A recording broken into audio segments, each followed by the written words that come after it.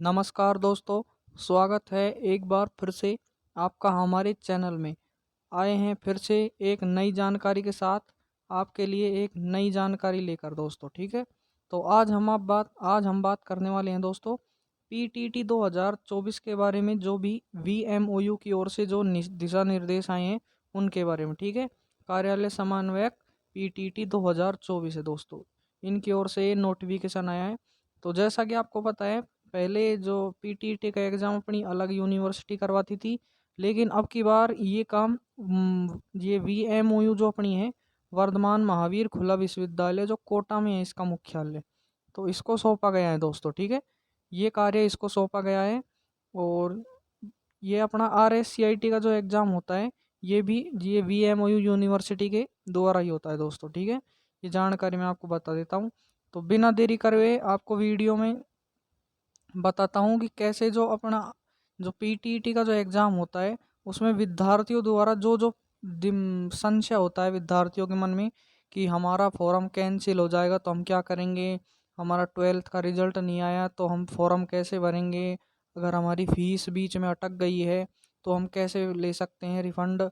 तो इन सब के बारे में वीएमओयू की ओर से नोटिफिकेशन आया है, तो इसको हम आप आज जानकारी दे रहे हैं दोस्तों। ठीक है, वीडियो में आगे बढ़ने से पहले वीडियो को लाइक ज़रूर कर दीजिएगा दोस्तों। ठीक है, तो चलते हैं वीडियो में आगे। वीडियो में आपको आगे की ओर ले चलता हूँ।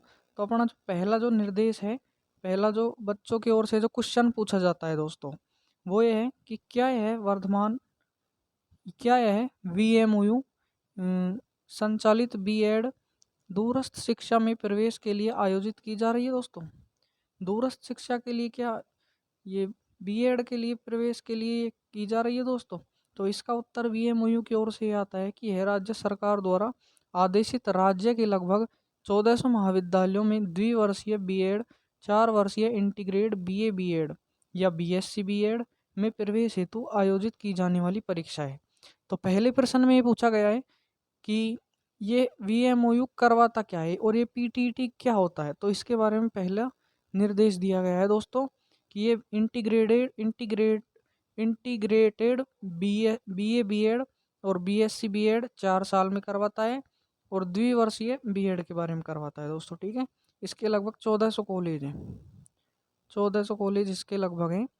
चलिए दूसरे क्वेश्चन की ओर चलते हैं कि छात्रों द्वारा दूसरा क्वेश्चन यह पूछा जाता है कि क्या इस परीक्षा में नेगेटिव मार्किंग है दोस्तों। ये बड़ा सवाल है बच्चों के लिए कि क्या इसमें नेगेटिव मार्किंग भी होती है। तो वीएमओयू ने इसका उत्तर दिया है नहीं, इस परीक्षा में कोई नेगेटिव मार्किंग नहीं है दोस्तों। ठीक है, इसमें कोई भी नेगेटिव मार्किंग नहीं है, आराम से आप इसका एग्ज़ाम दे सकते हो।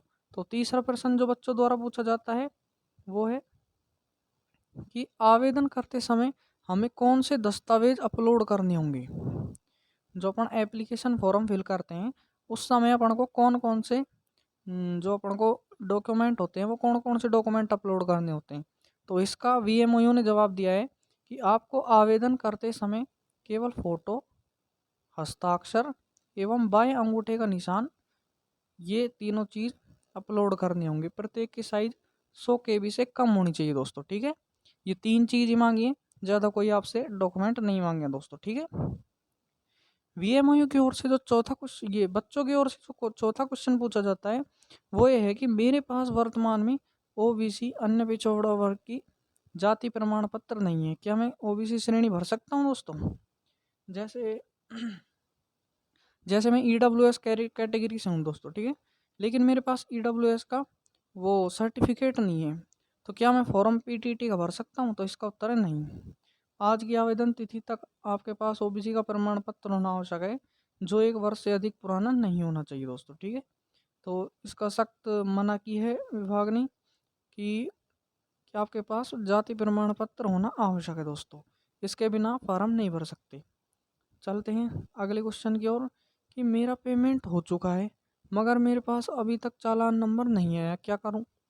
तो इसके लिए विभाग ने कहा है कि फॉरगेट चालान या रजिस्ट्रेशन नंबर से आप अपनी लॉगिन डिटेल्स डालकर प्राप्त कर सकते हैं दोस्तों। ठीक है, इसके द्वारा आप प्राप्त कर सकते हैं। और छठा क्वेश्चन है जो बच्चों द्वारा कि मेरा पेमेंट हो जाने के बाद जब मैं लॉगिन कर रहा हूं तो पेमेंट नॉट वेरीफाइड दिखा रहा है दोस्तों। तो इसका क्या इलाज है। अगर आपका पेमेंट भी हो गया है और जब आप लॉगिन कर रहे हैं तो पेमेंट नॉट वेरीफाइड लिखा रहा है। तो इसका क्या है, तो VMOU ने इसके बारे में कहा है, इसके लिए आप चेक चालान पेमेंट स्टेटस पर जाकर पता कर सकते हैं दोस्तों। इसके लिए आप चेक चालान पेमेंट स्टेटस पर जाकर पता कर सकते हैं, वहाँ से आपको निर्देश जो भी है वो मिल जाएगा। चलते हैं अगले क्वेश्चन की ओर कि बच्चों द्वारा जो अगला क्वेश्चन होता है वो होता है, क्या हमारे पास पेमेंट करने के लिए क्या क्या विकल्प है, मतलब जो हमारे पास पेमेंट डालने के लिए कौन कौन से विकल्प है। तो इसमें VMOU ने आपको जो जो विकल्प दिए उनके बारे में बताया गया है कि आप ऑनलाइन व net banking, debit card, credit card अथवा ई मित्र का उपयोग भी कर सकते हैं दोस्तों। तो जो जो भी फैसिलिटी अन्य सभी एग्जाम में होती हैं वो आपको यहाँ पर दी गई हैं। ठीक है, तो 8वां क्वेश्चन होता है बच्चों द्वारा कि मेरे कक्षा 12th में वाणिज्य विषय है, क्या मैं 4 वर्षीय BA BEd के लिए आवेदन कर सकता हूँ दोस्तों। तो इसका जो VMOU ने अपना उत्तर दिया है कि कक्षा 12th में वाणिज्य व कला विषय के अभ्यर्थी केवल BA BEd के लिए आवेदन कर सकते हैं। ठीक है दोस्तों, और दूसरा जो निर्देश है वो है कक्षा 12th में विज्ञान विषय के अभ्यर्थी BSc BEd एवं BA BEd के लिए आवेदन कर सकते हैं दोस्तों। तो इसका अर्थ ये है कि अगर आपने 12th में कॉमर्स या आर्ट्स लिया हुआ है तो आपको केवल BA ही करना होगा दोस्तों, आप BSc नहीं कर सकते। और अगर आपने विज्ञान साइंस लिया हुआ है तो आप BA और BSc दोनों कर सकते हो। ठीक है दोस्तों। जो अगला क्वेश्चन है बच्चों द्वारा कि मेरी ग्रेजुएशन में वांछित न्यूनतम प्रतिशत से कम अंक हैं एवं पोस्ट ग्रेजुएशन में वांछित न्यूनतम प्रतिशत से ज़्यादा अंक हैं, क्या मैं आवेदन फॉर्म भर सकता हूं दोस्तों। इसमें बच्चे ने पूछा है कि मेरे ग्रेजुएशन में न्यूनतम प्रतिशत से कम अंक हैं एवं पोस्ट ग्रेजुएशन में वांछित न्यूनतम प्रतिशत से ज़्यादा अंक हैं, क्या मैं आवेदन कर सकता हूं। मतलब जैसे आपके BA में तो कम नंबर हैं और पोस्ट ग्रेजुएशन में आपके ज़्यादा नंबर हैं, तो क्या आप इसके लिए फॉर्म भर सकते हैं। तो VMOU ने कहा है कि हाँ आप कर सकते हैं। ठीक है, पोस्ट ग्रेजुएशन के अंकों के आधार पर फॉर्म भर सकते हैं।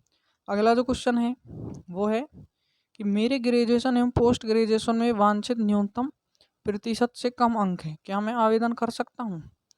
कि अपना जो ग्रेजुएशन और पोस्ट ग्रेजुएशन दोनों में ही न्यूनतम प्रतिशत से कम अंक हैं, तो क्या अपन फॉर्म भर सकते हैं। तो इसका उत्तर है नहीं भर सकते, बिल्कुल नहीं भर सकते। किसी भी प्रकार की छूट नहीं दी जाती है दोस्तों, नंबरों में एक भी अंक की छूट नहीं दी जाती है, एक भी अंक की। ठीक है, अगर आपके न्यूनतम अंक हैं तो आप फॉर्म भर सकते हो, अगर आपके न्यूनतम अंक से एक भी अंक कम है तो आप फॉर्म नहीं भर सकते। अगला क्वेश्चन है कि मेरा अभी रिजल्ट नहीं आया है, क्या मैं आवेदन फॉर्म भर सकता हूँ। कि आपका 12th का रिजल्ट है जो नहीं आया है, तो क्या आप फॉर्म भर सकते हैं। तो विभाग ने इसके लिए कहा है कि हाँ आप भर सकते हैं, आप आवेदन फॉर्म भर सकते हैं, लेकिन ऑनलाइन काउंसलिंग के समय तक आपका रिजल्ट आ जाना चाहिए, इसके अभाव में आपको फॉर्म स्वयं ही निरस्त माना जाएगा। ठीक है दोस्तों, मतलब जो जैसे अभी आपका रिजल्ट नहीं आया फॉर्म के समय, ठीक है, तो आप जब एग्ज़ाम दे देते हो, आपकी जो आपका नंबर आ जाता है, उसके बाद जब आप काउंसलिंग कराते हो तब आपका जो रिजल्ट आया हुआ होना चाहिए, मार्कशीट आपके पास होनी चाहिए, नहीं तो आपका फॉर्म डिलीट कर दिया जाएगा। ठीक है दोस्तों। अगला ये है कि यदि वेब पेज खुलने में काफ़ी समय लग रहा है तो मुझे क्या करना चाहिए।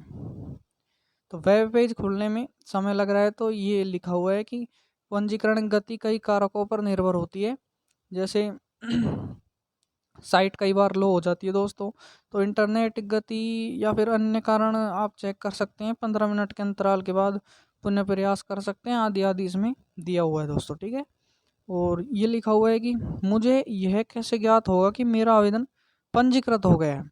कि आपको यह कैसे पता लगेगा कि आपका फॉर्म है जो वेरीफाई हो चुका है। तो उसके लिए लिखा हुआ है जब सबमिट पर क्लिक करने के उपरांत आवेदन पत्र फॉर्म नंबर आ जाए तो इसका तात्पर्य है कि आपका पंजीकरण हो चुका है।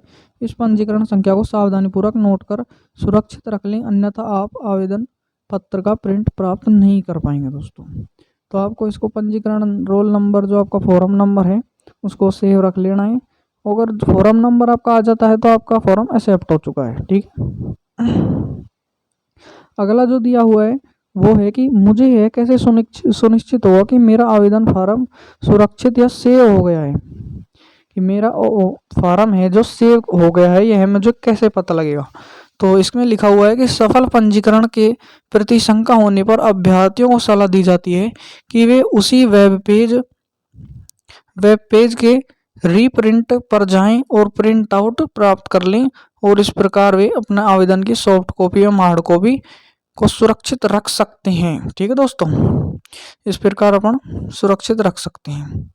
आगे दिया हुआ है कि मुझे ऑनलाइन आवेदन को सबमिट करने के उपरांत खाली शून्य पंजीकरण संख्या प्राप्त हो रही है, तो क्या करें। तो इसमें VMOU ने कहा है कि अपवाद स्वरूप ऐसी स्थिति कभी कभी आ सकती है जब अभ्यर्थी पंजीकरण संख्या प्राप्त हो। इस स्थिति में अभ्यर्थी को सलाह दी जाती है कि वे अपने आवेदन का पुनः पंजीकरण करें और प्रिंट आउट को आवेदन के रीप्रिंट एप्लीकेशन से जांच लें। ठीक है दोस्तों, ऐसा VMOU ने कहा है दोस्तों। ठीक है, आगे बच्चों द्वारा पूछा गया है कि क्या आवेदन फॉर्म की हार्ड प्रति PTT कार्यालय में भेजना है। तो इसका उत्तर VMOU ने दिया है कि नहीं, आपको इसकी कोई आवश्यकता नहीं है। अगर आप ऑनलाइन फॉर्म भरते हो तो वही आपका एक्सेप्ट कर लिया जाएगा। ठीक है दोस्तों, अगला क्वेश्चन बच्चों ने पूछा है कि फॉर्म भरते समय कुछ गलत एंट्री हो गई है, इसे ठीक कैसे कर सकते हैं। अगर कोई गलत एंट्री हो गई है, कोई डॉक्यूमेंट गलत हो गया है, तो उसको आप कैसे सही कर सकते हैं। इसका VMOU ने हल दिया है कि अंतिम तिथि पश्चात प्रवेश पत्र जारी होने से पहले एक निश्चित अवधि हेतु त्रुटि सुधार का अवसर सभी आवेदकों को दिया जाएगा।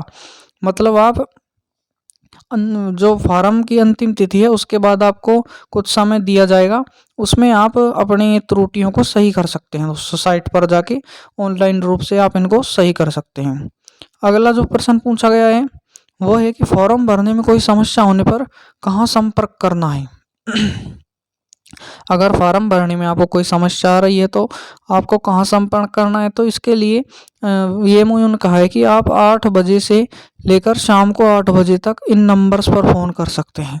ये नंबर दिए हुए हैं, ये आप नोट कर लीजिए। इन नंबर्स पर आप कभी भी सुबह 8 बजे से लेकर शाम को 8 बजे तक कॉल कर सकते हैं और अपनी समस्या का हल जान सकते हैं। ठीक है दोस्तों, अगला जो पूछा गया है बच्चों द्वारा प्रश्न की आवेदन शुल्क जमा करने में कोई तकनीकी समस्या होने पर कहाँ संपर्क करना होगा। अगर आवेदन शुल्क जमा करने में कोई टेक्निकल समस्या आ रही है या फिर साइट का कोई इशू आ रहा है तो आपको कहाँ संपर्क करना होगा। तो इसके लिए VMOU ने कहा है कि आप सुबह 10 बजे से शाम 6 बजे के मध्य इस नंबर पर संपर्क कर सकते हैं। ये नंबर आपको दिया हुआ है, इसको आप नोट कर लीजिए दोस्तों। ठीक है, अगला क्वेश्चन बच्चों द्वारा पूछा गया है ये है कि मुझे इस परीक्षा के संबंध में किसी अकादमिक बिंदु की जानकारी चाहिए, तो मुझे कहाँ संपर्क करना होगा। तो इसके लिए भी VMOU ने कहा है कि 8 बजे से लेकर 8 बजे तक इन नंबर्स पर फ़ोन कर सकते हैं। ये आपका मोबाइल नंबर है, ये आपका टेलीफोन नंबर है ऑफिस का, और ये आपका मोबाइल नंबर है दोस्तों। ठीक है, इसको नोट कर लीजिए। और अंतिम प्रश्न बच्चों द्वारा ये पूछा गया है कि मुझे इस परीक्षा के संबंध में किसी बिंदु पर विस्तृत चर्चा करनी है, तो मुझे कहाँ संपर्क करना होगा। इस परीक्षा के बारे में आपको कोई विस्तृत चर्चा करनी है तो आपको कहाँ संपर्क करना होगा। तो इसके लिए लिखा गया है कि आप अपना विस्तृत प्रश्न ईमेल पर प्रेषित कर सकते हैं। ये ईमेल आईडी दी गई है PTT 2024 VMOU। ठीक है, जो भी है इस पर आप विस्तृत चर्चा कर सकते हैं ईमेल के द्वारा। ठीक है दोस्तों, तो ये अपना जो वो है VMOU के द्वारा ये अपना जो नोटिफिकेशन आया था, तो इसके बारे में मैंने आपको जानकारी दे दी है। जानकारी अगर अच्छी लगी है तो वीडियो को लाइक कर दीजिएगा, अगर अच्छी नहीं लगी है तो डिसलाइक कर दीजिए, कोई दिक्कत नहीं है। और चैनल को सब्सक्राइब ज़रूर करना है दोस्तों। ठीक है, तो मिलते हैं कोई नई जानकारी के साथ अगली वीडियो में, तभी तक के लिए धन्यवाद।